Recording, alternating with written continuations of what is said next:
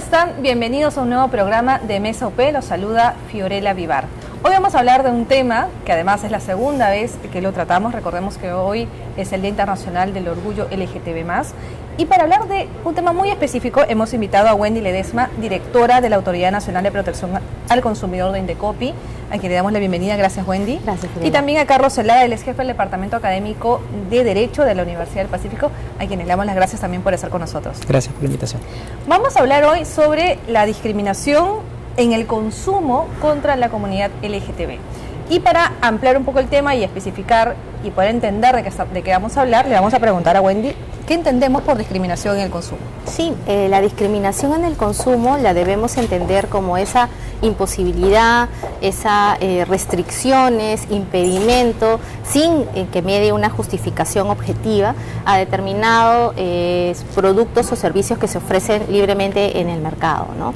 Puede ser por cuestiones de raza, condición social, temas religiosos, temas también de identidad de género, de sexo, etcétera, que finalmente limitan a los consumidores en general a poder acceder a la diversidad de productos y servicios que se ofrecen en el mercado. Carlos, hemos tenido varios casos de discriminación precisamente por orientación sexual. ¿Tú nos puedes contar alguno para que los que nos están viendo se acuerden, digamos, y entremos un poco más en contexto? Es interesante mirar que en los últimos años el número de denuncias ha comenzado a crecer y creo que eso es importante porque renueva la confianza que debemos tener los consumidores en el Estado y en la respuesta rápida del Estado cuando una persona es discriminada, por ejemplo en estos casos por su orientación sexual o por su identidad de género. Hace muy poco, un caso que se hizo bastante viral fue el de dos jóvenes que estaban en la Plaza San Miguel y que eran una pareja que fue invitada a retirarse por personal de seguridad del centro comercial porque estaban mostrando su afecto en un espacio, digamos, abierto y que eso aparentemente podría haber incomodado al resto de personas. Y es muy interesante mirar cómo Indecopi respondió estableciendo una multa para la empresa, ¿no? Pero además reafirmando que en el ámbito justamente de las relaciones privadas y en el consumo existe esta prohibición jurídica de discriminar por orientación sexual, ¿no? Y creo que eso también ha llamado la atención para que muchas organizaciones y empresas puedan comenzar a modificar sus protocolos para que justamente capaciten a su personal para que no incurran en ese tipo de prácticas, ¿no? Ese, por ejemplo, ha sido uno de los casos más recientes y que implicaba una cuestión muy cotidiana que de repente muchos de los que nos están viendo ahora podrían pasar y que deben conocer que ya, por ejemplo, Indecopi tiene una posición que pueden citar justamente para evitar que puedan caer en ese tipo de situaciones. Wendy, en este caso tan específico, además no solo se le multó a Plaza San Miguel, sino que además se le pidió que ponga, por ejemplo, carteles o que ponga avisos o que se capacite al personal, que eso es más, digamos que eso es mucho más potente que realmente la multa. Exacto, un poco también es cómo ha ido evolucionando el sistema de protección al consumidor, ¿no? Antes solamente se imponían multas y es como se concibe en el tema administrativo, ¿no? Yo te pongo una sanción y tú vas a cambiar tu conducta.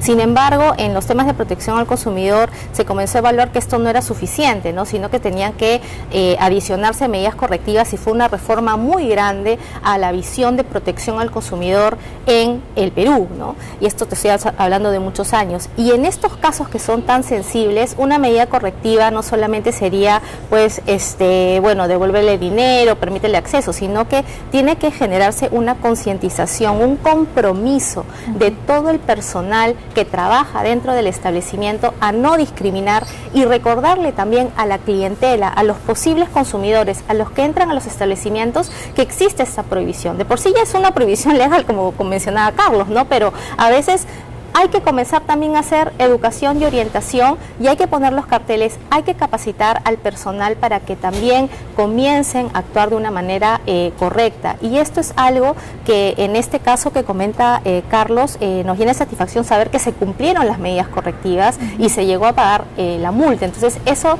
implica que también hay un compromiso y un cambio en la visión del proveedor respecto de estas conductas, ¿no? Que finalmente no las van a repetir, evidentemente a través del personal, pero también que les dan un mensaje a los demás proveedores que están, ¿no? También en competencia con ellos, para que no discriminen el consumo por este tipo de prácticas. Vamos más adelante a revisar otros casos porque se han dado varios en estos últimos años. Y sin embargo, hay muchos casos que no han salido a la luz, ¿no? Y yo me pregunto, Carlos, ¿por qué es tan difícil denunciar, ¿no? Me imagino yo también que es por un tema de que uno no sabe dónde ir. No sé si Indecopi, si ir al Poder Judicial, si ir a una comisaría. ¿A dónde voy a denunciar? ¿Por qué es que estos casos no se dan a conocer con tanta facilidad? A ver, yo creo que primero hay una natural desconfianza que uno siente hacia el Estado, nuestro sistema de justicia o nuestro sistema de respuesta frente a una posible denuncia. Nosotros siempre tenemos esta sensación de que el Estado no va a la misma velocidad que, además uno mira, no sé, lo que ocurre en otros ámbitos, es natural desconfiar, ¿no? Y uno normalmente guarda eso para sí. Y específicamente además para las personas LGBT, creo que nos suele ser complejo visibilizar que uno ha sufrido un episodio discriminatorio, justamente porque vivimos en un país y en un contexto donde la expresión homosexual o la identidad de género trans, por ejemplo, son vistas como enfermedades. Digamos, hay una percepción social que hace que uno mismo también, si uno sufre un episodio discriminatorio, uno se reserve esa cuestión para uno. ¿Qué me parece importante de los últimos años? Primero, que hay una mayor visibilidad de quienes somos LGBT. Creo que eso es muy importante, porque hay un efecto multiplicador también para que otras personas primero conozcan sus derechos, ¿no?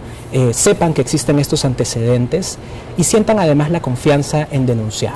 Indecopi yo creo que ha mostrado en los últimos años un gran compromiso justamente en tener respuestas rápidas, pero además jurídicamente impecables, que permiten justamente, más allá de la dimensión de la sanción, tener esta cosa que a mí me gusta llamarle la garantía de no repetición, ¿no? O sea, un solo caso termina siendo representativo para poder modificar toda una práctica a nivel de una empresa.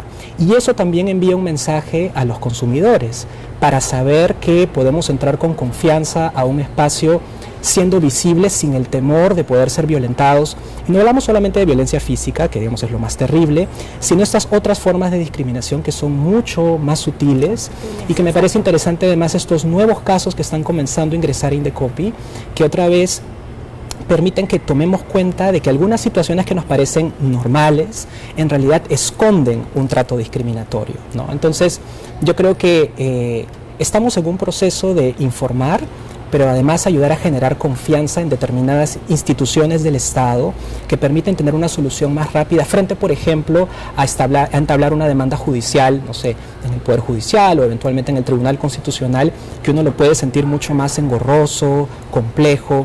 Indecopi te da un camino que te permite tener una solución que inclusive puede ir más allá de tu propio caso y cambiar la mirada de toda la sociedad peruana. Yo imagino que antes era mucho más difícil, tú y tu pareja del mismo sexo, ir a un hotel, por ejemplo, y que te digan, ¿sabes qué? No, ya no hay lugar. Y tú sientas realmente que no te están dejando ingresar a este establecimiento por un tema totalmente de discriminación. ¿Cuándo fue, Wendy, que Indecopi dijo, bueno, vamos a tomar ese tema, lo vamos a hacer nuestro y vamos a tomar acciones? Sí, en realidad es un tema que nace a partir de movimientos de grupos a través de las discotecas, ¿no? Que fue de los casos más grandes que llevaron hasta una modificación de la normativa de protección al consumidor en los 90, ¿no? Era una actitud normalizada, ¿no? De que algunas personas, el personal de seguridad, pues filtre, seleccione la clientela que podía entrar a determinados establecimientos como las discotecas. Entonces, muchos miembros de la sociedad civil, algunas asociaciones de consumidores, comenzaron a evidenciar esta práctica, ponerla un poco sobre la mesa para la opinión pública, y es así como exigen, ¿no?, que estos casos sean tratados de forma célere y oportuna. como tú señalabas hace un momento y también Carlos, a veces hay esta desconfianza de la población diciendo, bueno, voy a ir a la policía, voy a ir a la fiscalía y me van a marear, no me van a tomar en cuenta ni nada. Y gracias a este movimiento que se dio en su momento, se modifica la normativa de protección al consumidor y el INDECOPI ya tenía competencias para ver temas de discriminación, y de los casos que originaron los primeros pronunciamientos fueron en el caso de discriminación por raza, ¿no? Tan es así que hasta nos llevó en su momento, y en acciones que participé en su momento, de inspecciones de oficio, ¿no? Íbamos parejas que eran mestizas, afroperuanas, parejas blancas, y veíamos a quién nos dejaban entrar o no, y así pudimos determinar la responsabilidad, ¿no? por la discriminación en determinadas discotecas, con multas grandes que se llevaron hasta el Poder Judicial, ¿no? Porque finalmente era definitivamente obvio que no te era dejaban evidente, entrar. éramos funcionarios de INDECOPI que nos habíamos puesto en grupos para poder ir, y nos discriminaron diciendo a algunos que podían entrar si estaban en lista, otros que era más el precio y tal, ¿no? Que fue lo que pasó un poco en el caso de Godfrey, ¿no? Que le subieron, creo que le multiplicaron por 4 veces el precio de la entrada, ¿no? ¿Tú nos puedes contar ese caso más a detalle, Sí. Carlos? Sí, o sea, Godfrey Bulu, que es una persona trans que se había presentado con un grupo de personas para ingresar a un establecimiento, una discoteca, ¿no? Y al momento de presentarse, ¿no? El personal de seguridad le comienza a dar una serie de justificaciones para evitar su ingreso. En el Perú además hay esta práctica comercial que creo que poco a poco se está desterrando, de me reservo el derecho de admisión. Y normalmente me reservo el derecho de admisión lo que suele ocultar es justamente un trato discriminatorio. ¿Por qué es importante el trato de Godfrey? Porque estableció también un precedente importante para señalar que si una persona trans se acerca a un establecimiento y no hay ninguna razón objetiva justamente para evitar su ingreso, no hay ningún motivo. O sea, la incomodidad de los otros clientes, la aparente incomodidad de los otros clientes, y obviamente el prejuicio de quienes están ahí controlando quiénes ingresan o no, no puede ser para nada motivo para que alguien no haga su ingreso a un establecimiento. Esto más tomando en cuenta que muchas personas trans tienen documentos de identidad donde su nombre legal no refleja su nombre social, y claro, como el personal no está capacitado y no conoce de esta realidad de las personas trans, muchas veces el personal de seguridad, aprovechando de eso, ¿no? Discrimina, ¿no? Y muchas veces genera episodios lamentables que lo único que hacen es justamente alimentar este sentimiento de transfobia que muchas veces la gente no percibe, pero que está presente en nuestro país. Así es, y es importante ahí lo que comentábamos al inicio, ¿no? Con estos pronunciamientos que empezaron por el tema de la discriminación en las discotecas, luego vino uno por orientación sexual, también muy importante, y también en el caso de Santa Isabel, una pareja, ¿no? Que los invitaron a retirarse, en este caso hasta hubo dentro de la denuncia un tema de agresión que recibió la pareja para retirarse del establecimiento. Se comenzaron a perfeccionar no solamente la evaluación y bueno, evidentemente los pronunciamientos del INDECOPI, sino también a fortalecerse las medidas adicionales que debían ser tomadas en cuenta para poder cambiar la conducta, ¿no? Entonces empezamos primero con una sanción que podía ser una multa, con la publicación de carteles, pero luego ya hemos llegado a la capacitación también del personal para concientizarlos, para decirles que esa conducta no es normalizada y que finalmente tienen que permitir el acceso a los productos o servicios que se están ofreciendo libremente a todos los ciudadanos, también a estos grupos, ¿no? Más adelante quisiera ya especificar el tema de las medidas, los requerimientos que deberíamos tener, o los objetos, o las grabaciones, o qué cosas deberíamos tener para hacer una denuncia. Pero antes quisiera que tú me cuentes, yo voy a INDECOPI, tengo que ir a una organización específica. ¿Cómo hago llegar mi denuncia a INDECOPI? Porque tú me contabas también que hay diferentes instancias. Sí, en principio, con el Código de Protección al Consumidor aprobado en el 2010, todos los establecimientos deben contar, los establecimientos abiertos al público, con un libro de reclamaciones, ¿no? El libro de reclamaciones que está a disposición de todos los consumidores, podría ser una primera medida para que los consumidores, en el caso que sientan que se está vulnerando sus derechos, pudieran dejar finalmente constancia del reclamo y eventualmente lograr una solución oportuna a la vulneración que se viene que ha sufrido la persona. Sin embargo, en los casos de discriminación, ¿no?, que también por la propia sensibilidad a veces los consumidores no van a querer usar el libro de reclamaciones, puede presentarse una denuncia que va directo a la Comisión de Protección al Consumidor. Nosotros tenemos oficinas regionales a nivel nacional que están a su disposición para poder recibir las denuncias en los casos que ustedes sientan que hayan sido discriminados por un proveedor y no les haya permitido acceder a los productos y servicios que se están ofreciendo en el mercado. Entonces presentan una denuncia y ahí simplemente el consumidor deberá probar, ¿no es cierto?, que hubo un trato diferenciado, y ya la carga de ver si es justificado o no responderá el proveedor. Para ello el consumidor podrá presentar todo el material probatorio que tenga. Ahora tenemos mayor facilidad para presentar pruebas porque tenemos acceso a videos, presentar grabaciones, y con eso finalmente la comisión evaluará, ¿no?, el caso en su conjunto y podrá tomar una decisión.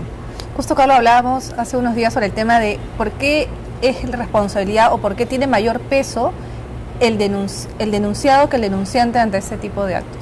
Lo que ocurre es, el derecho ha ido evolucionando, como bien decía Wendy, el área de protección al consumidor, pero también algo que me parece interesante, que está muy relacionado con lo que mencionas, es que áreas como el derecho constitucional, el derecho internacional de los derechos humanos, han comenzado a penetrar justamente este razonamiento de la protección al consumidor.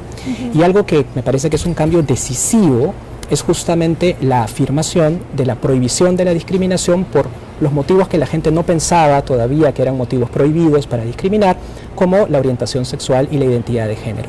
¿Qué produce justamente esta constitucionalización o internalización del razonamiento de la protección al consumidor? Primero, animarme a denunciar. Y si yo denuncio, tengo una suerte de estándar mínimo. Ese estándar mínimo sería probar que ha existido un trato diferenciado. Y lo que sucede es que se invierte la carga de la prueba. ¿Eso qué quiere decir? Si yo demuestro que hubo un trato diferenciado, aparentemente por mi orientación sexual, por mi identidad de género y también por otros temas como raza, la carga se invierte, y lo que tendrá que hacer la entidad que está siendo acusada de episodio discriminatorio es mostrar que ese trato diferenciado obedeció a una razón objetiva, ¿no? Lo que ha sucedido, y creo que también es interesante que quienes nos están mirando sepan, normalmente cuando hay un trato que evoca una cuestión étnica, una cuestión por orientación sexual o identidad de género, suele esconder un esquema discriminatorio. Y por eso es que se invierte la carga de la prueba. Eso no significa que, digamos, todo trato diferenciado implique una discriminación. Correcto. Pero claro, la carga la va a tener la organización, que tendrá que decir, cuando hice esta diferencia, por ejemplo, cuando no dejé entrar a Godfrey Argulú, no lo hice por un tema de identidad de género, tenía otra razón objetiva para hacerlo, ¿no? Entonces, creo que lo interesante también es que este tipo de cuestiones deben animar también a los consumidores a poder entrar con confianza, que no van a tener un estándar, como decimos en el derecho, diabólico, ¿no?, que básicamente sea imposible de vencer, ¿no?, sino que hay un estándar mínimo, y que superado ese estándar mínimo, las empresas son las que tendrán que responder para justificar por qué detrás de esa práctica no hay una práctica discriminatoria. Y me imagino que algunas de ellas sí, pues se podrá ver que realmente no hubo una práctica discriminatoria, y en otras sí. Ahora, vamos a lo importante, Wendy. ¿Qué necesito yo? ¿Qué herramientas puedo obtener en el momento del acto discriminatorio? ¿Qué puedo conseguir para yo poder hacer mi denuncia y que Indecopi me ayude? Claro, como estamos en una coyuntura donde todos tenemos acceso a nuestros teléfonos, ahora por los mismos temas de seguridad que se dan, que son necesarios ahora en el país, pues hay cámaras de seguridad, etcétera. Todas estas pruebas pueden ser presentadas por el consumidor, ¿no?, que finalmente siente que se le ha discriminado, ¿no?, para poder acceder a cualquier producto o servicio. También en algunos casos hay un acompañamiento también a través de consumidor incógnito que lo hace la Gerencia de Supervisión y Fiscalización, ¿no? Obviamente por una solicitud de la comisión que recibe el caso para poder también verificar, ¿no es cierto?, si esta práctica se está dando o no en la empresa, y es el punto de partida, ¿no? Y es una prueba importante que se incorpora dentro del expediente, ¿no? Y que finalmente será puesto en conocimiento del proveedor para que el proveedor descargue, diga, sí, esto fue objetivo, por ejemplo, esta persona en realidad iba a vulnerar la seguridad de los demás personas que estaban en el establecimiento, por ejemplo, podía estar, había consumido sustancias alcohólicas, drogas, etcétera, o por ahí que podía aportar tal vez un arma, etcétera. Por eso es que yo no dejé que pudiera entrar al establecimiento, y determinados argumentos que podría presentar el proveedor, y finalmente lo que determina la comisión es sobre la base de esas pruebas y la descarga que va a hacer este proveedor, cuál es la resolución del caso. ¿Puedo pedir testigos? O sea, yo estaba con un compañero, él puede ser testigo o alguna otra persona que haya estado en ese momento. En su momento, en los casos que se han visto, se han tomado algunas declaraciones, o hay algún acompañamiento que también puede dar, como te señalaba, los propios, la Gerencia de Supervisión y Fiscalización, acompañar para poder verificar in situ si hay alguna vulneración adicional, si se puede probar. Se ha hecho en su oportunidad en algunos casos, pero sí, se podría tal vez llamar a estas personas. Hay una posibilidad también de solicitar un informe oral dentro del procedimiento, donde también los propios denunciantes, ¿no?, y sus abogados pueden exponer ante la Comisión de Protección al Consumidor los hechos, y es una garantía adicional para poder garantizar el derecho de defensa, ¿no? Siempre es importante el libro de reclamaciones. Digamos, yo no tengo una cámara de fotos a la mano. El libro de reclamaciones podría ser, digamos, alguna prueba o algún aval. Y por eso lo mencionaba al inicio, ¿no? O sea, tal vez no necesariamente con ello yo pueda cambiar inmediatamente la conducta o me permita acceder al producto o servicio que yo quiero en ese momento, pero va a ser una constancia, ¿no es cierto?, con la fecha y del momento, ¿no?, de la circunstancia que generó este acto discriminatorio, ¿no? Entonces es importante de que los consumidores sepan de que existe una institución con ya un bagaje y con pronunciamientos anteriores en temas de discriminación, que ya tiene un protocolo de actuación interno y que pueden presentar sus denuncias, ¿no?, recabando este material, el libro de reclamaciones, videos, las personas que los acompañaron, y que lo presenten dentro de sus denuncias para que haya una evaluación integral en el procedimiento. ¿Se puede pedir también imágenes de cámara de seguridad del establecimiento, de algún lugar cercano? Por supuesto, se pueden pedir, y evidentemente eso también va a responder a la propia carga de defensa del proveedor, ¿no? Ellos presentarán tal vez, evidentemente, si les conviene aún más, las cámaras de seguridad para probar si efectivamente hubo una situación o no discriminación, y el consumidor también lo puede ofrecer para que la comisión, y en este caso la Secretaría Técnica, solicite al proveedor todas las cámaras de seguridad para probar esos hechos. Carlos, ¿tú quisieras apoyar en algo en este tema? Sí, yo quiero más bien, justamente apoyando lo que señalan ustedes, creo que si una persona sufre un episodio aparentemente discriminatorio, que no deje, digamos, no pierda la oportunidad de hacer algún tipo de registro de lo ocurrido. Creo que es una lección importante podemos tener justamente con esto, es que hagamos un registro, ¿no? El que fuese, por más mínimo que fuese. En cuestiones de carga probatoria o de evidencia hay mucha libertad, ¿no? Y la idea es justamente ir presentando cuestiones que de manera idónea puedan ayudar a que la comisión y eventualmente el tribunal puedan establecer claramente que, mirando toda la evidencia en conjunto, ha existido o no un trato discriminatorio. Entonces, yo sé que muchas veces cuando uno sufre un episodio discriminatorio uno está en shock, pero uno tiene que también tener la capacidad de poder tener esta reacción rápida que permita tener algún tipo de registro, quizás el libro de reclamaciones, quizás si tienes el celular a la mano, filmar, porque en verdad todas estas cosas ayudan muchísimo a que las autoridades puedan tomar una decisión que justamente ayude a revertir estos tratos que están lamentablemente muy normalizados, ¿no? Entonces, nadie mejor que uno mismo para poder tener esta capacidad de reacción.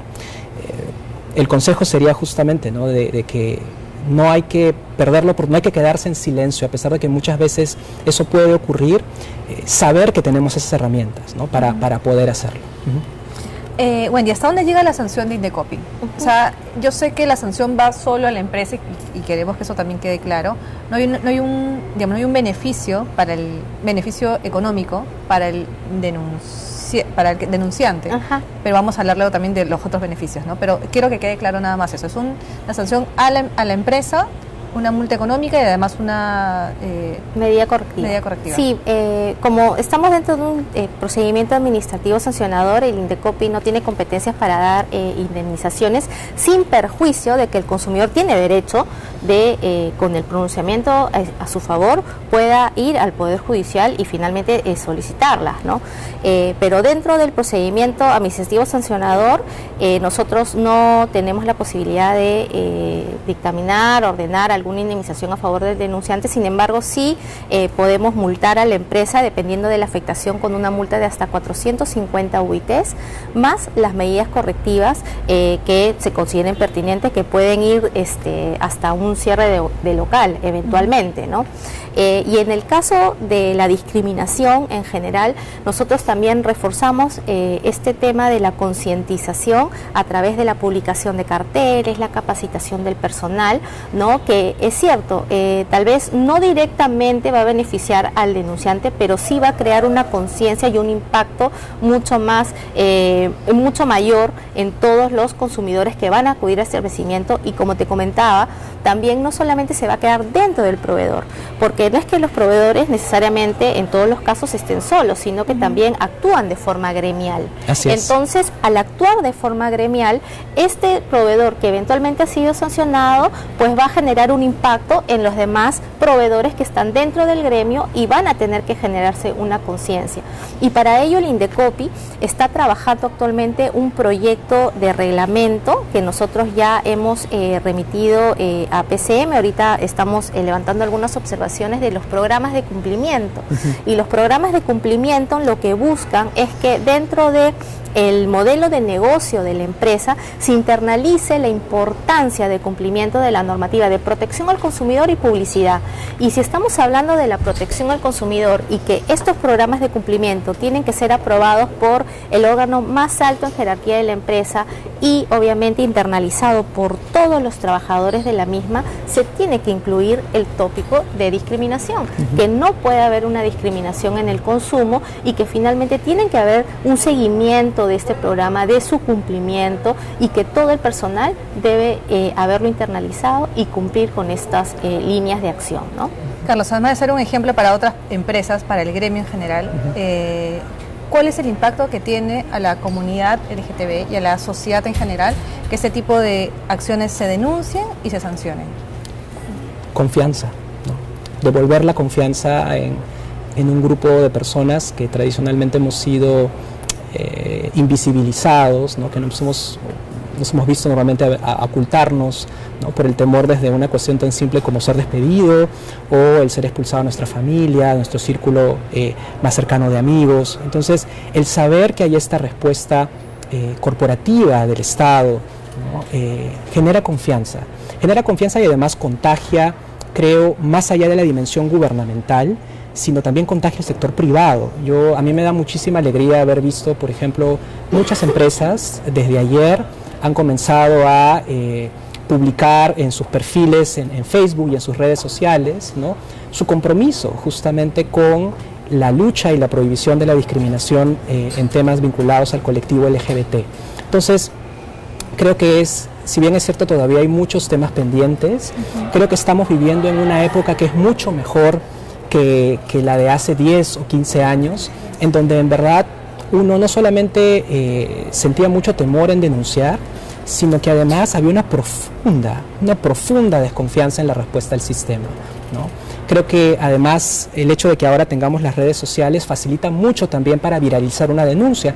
El primer caso al que yo hacía referencia creo que generó una indignación ciudadana tan grande gracias justamente a la posibilidad de viralización de este primer video que realizan los chicos cuando el personal de seguridad de Plaza San Miguel los invita a retirarse, ¿no?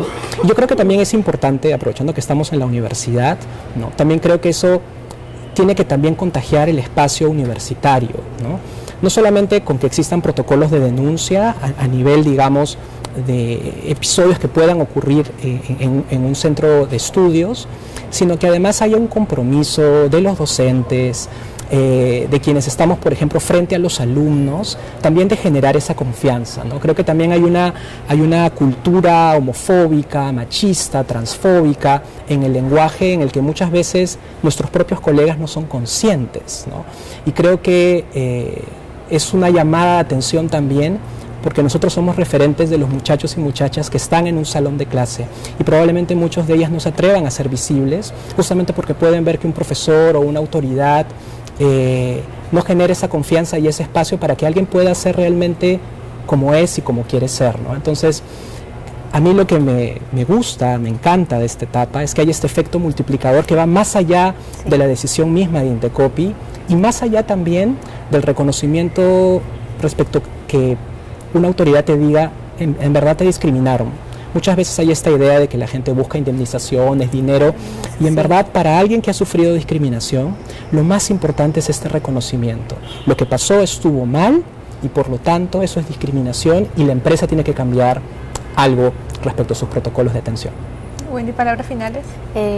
Nada, yo los invito a todos los estudiantes que nos están viendo a poder difundir esta información de que existe un canal que es el Indecopi y que en los casos en que se sientan discriminados en el consumo, que hayan restricciones para acceder a todos los productos y servicios que se ofrecen libremente en el mercado, que denuncien.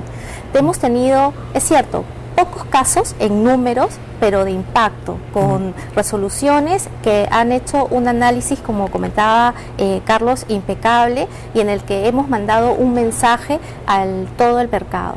Y yo creería, tal vez haciendo un primer análisis, tal vez un poco al aire, que ese poco número de denuncias es porque no sabemos a dónde debemos acudir, pero creo que aquí hemos podido evidenciar de que sí hay una institución que se puede pronunciar, ya tiene toda una expertise, tenemos todas las resoluciones a su disposición en nuestro portal web, en nuestro buscador de resoluciones, donde ustedes pueden conocer más a detalle cómo ha sido ese análisis y todas nuestras vías disponibles para que ustedes puedan hacer sus denuncias, y es a través de ustedes y su difusión que van a permitir que más ciudadanos sepan de que hay una entidad que sí protege sus derechos y con presencia a nivel nacional, y que todos los proveedores y los consumidores vamos a lograr que se eliminen este tipo de prácticas si hacemos esto, educación y orientación. Muchísimas gracias a ambos. Hoy hemos estado en este MESOP con Wendy Ledesma, ella es directora de la Autoridad Nacional de Protección al Consumidor de Indecopi. Muchísimas gracias, Wendy, por todos los casos que nos has presentado, por el mensaje final que nos has dejado y también porque nos has abierto una puerta para precisamente pedir ayuda.